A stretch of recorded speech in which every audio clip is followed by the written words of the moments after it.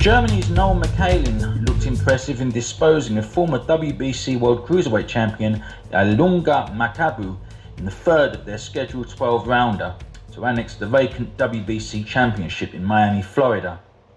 The South African-based Congolese Makabi, who was hoping to regain his championship, showed little resistance against Mickaelen, whom detonated a right hand in the second to floor Makabi. The former tried to finish the latter, but Makabi weathered the fusillade of leather thrown his way to survive the round.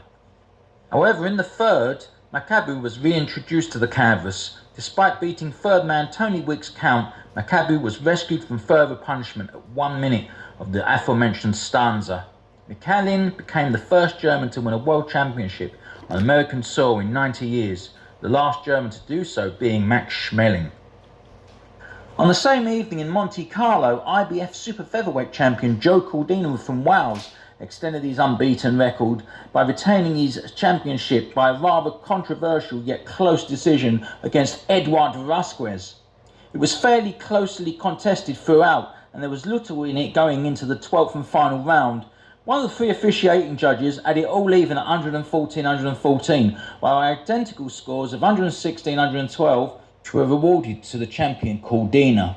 Undercard to Cordina Vasquez saw Mexico's unsung IBF light flyweight challenger cause a major shock when he wrecked the unbeaten record of champion Sehangafi Nontshinga in just 2 rounds to rip the title away from the South African.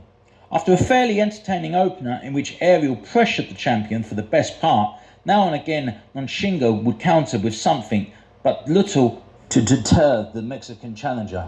Yet again in the second, Curiel pushed forwards the previous session, a carbon copy of the opener. The champion dangerously kept his left hand low, was inviting trouble. The champion continued to try and stave off the challenger with his left jab, and then, all of a sudden from nowhere, Curiel unleashed a slashing right hand, sent the champion crashing to the canvas, where he was promptly counted out. Curiel, who had only just stopped 4 in 24 wins going into this fight, wasn't expected to win in such fashion, with such an unimpressive KO ratio. Boxing might be in a poor state, but one thing it will always retain is its unpredictability.